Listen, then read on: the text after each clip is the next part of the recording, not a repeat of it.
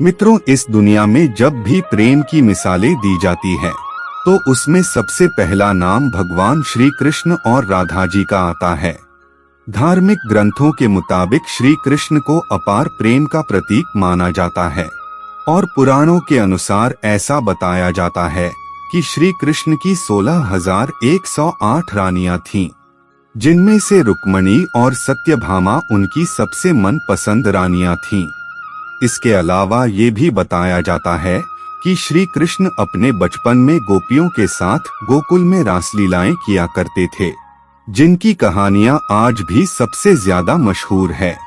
लेकिन मित्रों, क्या आपको ये पता है कि सभी को प्रेम सिखाने वाले श्री कृष्ण का नाम आज भी केवल और केवल राधा जी के साथ ही क्यों लिया जाता है? आपने जब भी कृष्ण भक्तों को देखा होगा तो गौर किया होगा कि वह हमेशा ही राधे श्याम नाम का ही जप करते हैं।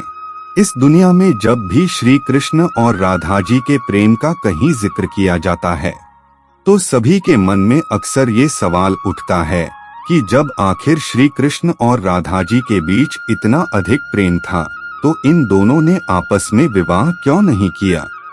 मित्रों, अगर आप भी जानना चाहते हैं कि श्री कृष्ण और राधा जी का विवाह किन कारणों से नहीं हो पाया तो बने रहिए हमारे साथ वीडियो के एंड तक।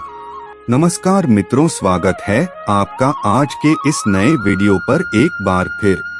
मित्रों, पद्म पुराण के अनुसार ऐसा बताया जाता है कि राधा जी विश्वभानु नाम के गवाले की बेटी थीं और उनका जन्म यमुना नदी के पास रावल नाम के एक गांव में हुआ था। कुछ समय बाद राधा जी के पिता बरसाना गांव में आकर बस गए थे, लेकिन दूसरी तरफ कुछ विद्वानों का ऐसा मानना है कि राधा जी का जन्म बरसाना गांव में ही हुआ था। इसी के साथ ब्रह्म वैवर्त पुराण के अनुसार ये बताया गया है कि राधा जी श्री कृष्ण से उम्र में 5 साल बड़ी थीं और उनकी सबसे अच्छी मित्र भी थीं। ऐसा कहा जाता है कि जब श्री कृष्ण और राधा जी पहली बार मिले थे तो राधा जी श्री कृष्ण के एक झलक देखते ही उन पर मोहित हो गईं और उन्होंने कृष्ण को पहली बार तब देखा जब माता यशोदा ने उन्हें माखन खाते हुए ओखली से बांध लिया था। मित्रों, जब श्री कृष्ण बांसुरी बजाते थे तो उनकी बांसुरी की धुन सुनते ही राधा जी दीवानी हो जाती थीं और बेसुध होकर नाचने लगती थीं। इसके साथ साथ ये बताया जाता है कि राधा जी श्री कृष्ण के बांसुरी की धुन में इतना खो जाती थीं कि उन्हें अपने घर का भी ध्यान नहीं रहता था, जिस वजह से समाज के लोगों ने राधा जी को ताने मारना चालू कर दिया और इस बात को लेकर राधा जी के घर वालों ने उनका घर से निकलना भी बंद कर दिया था। लेकिन जब श्री कृष्ण जी को यह बात पता चली कि राधा जी के घर वालों ने उनका घर से निकलना तक बंद कर दिया है तो उन्होंने ये बात यशोदा माता को बताई और वो राधा जी से विवाह करने की जिद करने लगे। लेकिन लाख कोशिश करने के बावजूद भी श्री कृष्ण माता यशोदा को नहीं मना पाए और माता यशोदा ने श्री कृष्ण को ये कहकर टाल दिया कि एक तरफ तो राधा जी उनसे उम्र में 5 साल बड़ी हैं और दूसरी तरफ उनका विवाह भी पहले से तय हो चुका है। यशोदा माता ने जब यह बात नंद महाराज को बताई तो उन्होंने भी श्री कृष्ण को बहुत समझाया और राधा जी से विवाह न करने की सलाह दी। लेकिन इतना समझने के बावजूद भी जब श्री कृष्ण राधा जी से विवाह करने की जिद नहीं छोड़ रहे थे तब नंद महाराज श्री कृष्ण को ऋषि गर्ग के पास ले गए और जब श्री कृष्ण ऋषि गर्ग के पास गए तो ऋषि गर्ग ने श्री कृष्ण को बताया कि उनके असली माता पिता देवकी और वसुदेव हैं, जिनको उनके मामा कंस ने बंदी बनाकर रखा है। इसके साथ साथ ऋषि गर्ग ने श्री कृष्ण को यह भी समझाया कि उनका जन्म केवल और केवल दुष्टों का नाश और धर्म की स्थापना करने के लिए हुआ है। और जब ऋषि गर्ग ने श्री कृष्ण को उनकी वास्तविकता से परिचय कराया तभी से राधा जी और श्री कृष्ण के बीच दूरियां पैदा होने लगी। कुछ समय बाद श्री कृष्ण जब और बड़े हुए तो उन्हें कंस के बुलाने पर वृंदावन छोड़कर जाना पड़ा। कहा जाता है कि जब श्री कृष्ण वृंदावन छोड़कर मथुरा जा रहे थे तो वो चुपके से राधा जी के घर उनसे मिलने पहुँचे थे और उनसे बिना कुछ कहे ही उनको अपनी बांसुरी तोहफे में दे दी थी।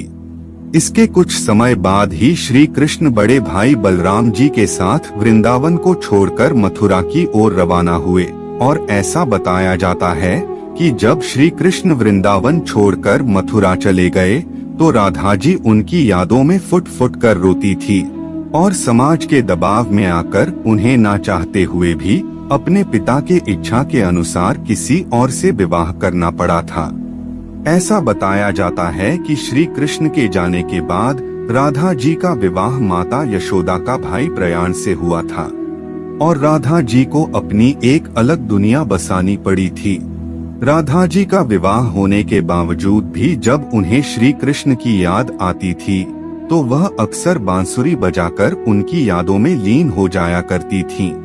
वैसे मित्रों, श्री कृष्ण और राधा जी का विवाह न होने के पीछे दो कथाएं और भी प्रचलित हैं, जिसमें पहली कथा के अनुसार ये बताया जाता है कि ऋषि शुक्लाचार्य भगवान विष्णु से भी ज्यादा ज्ञानी थे, लेकिन इसके बावजूद भी देवराज इंद्र शुक्लाचार्य के बजाय भगवान विष्णु को अपना गुरु बना लिया था।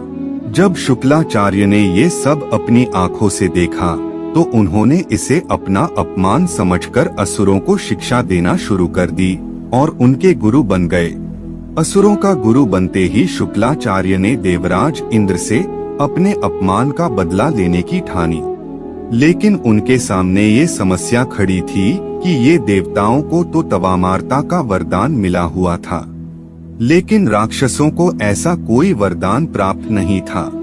इसी वजह से राक्षस कभी भी देवता से नहीं जीत पाते थे। इस समस्या को सुलझाने के लिए असुर गुरु शुक्राचार्य ने भगवान शिव की घोर तपस्या की और उन्हें प्रसन्न किया।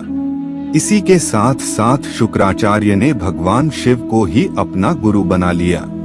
भगवान शिव को अपना गुरु बनाते ही शुक्राचार्य ने उनसे मृत संजीवनी वरदान पाने की सोची।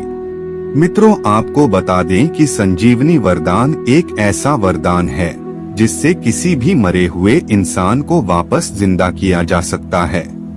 मृत संजीवनी वरदान के लिए जब शुक्राचार्य भगवान शिव की तपस्या करने जा रहे थे तो उन्होंने सभी राक्षसों को अपने माता पिता ऋषि भृगु और काव्य माता की कुटिया में रहने के लिए कहा, ताकि उनके होते हुए कोई भी देवता राक्षसों को नुकसान न पहुंचा सके। जब देवराज इंद्र को ये बात पता चली तो उन्होंने इस कुटिया पर हमला कर दिया और हमला होते ही काव्य माता ने अपनी शक्तियों से एक ऐसा कवच बनाया जिससे कि कोई भी देवता किसी राक्षस को नुकसान न पहुंचा सके और इस तरह से सभी देवता राक्षसों से हारने लगे। ये सब देखते हुए भगवान विष्णु ने देवताओं की मदद करने के लिए अपने सुदर्शन चक्र से काव्य माता का सर धड़ से अलग कर दिया।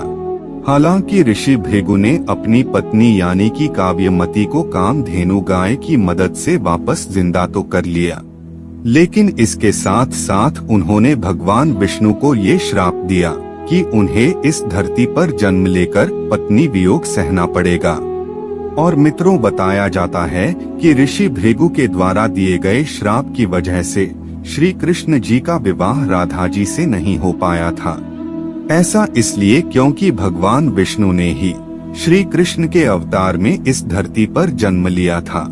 अब मित्रों, श्री कृष्ण और राधा जी का विवाह ना हो पाने के पीछे एक और कथा भी काफी ज्यादा प्रचलित है, जिसके मुताबिक ऐसा बताया जाता है कि एक बार देव ऋषि नारद को ये घमंड हो गया था कि खुद कामदेव भी उनकी तपस्या और ब्रह्मचर्य को नहीं तोड़ सकते। ये सब देखते हुए भगवान विष्णु ने सोचा कि क्यों ना देव ऋषि नारद का ये घमंड तोड़ा जाए।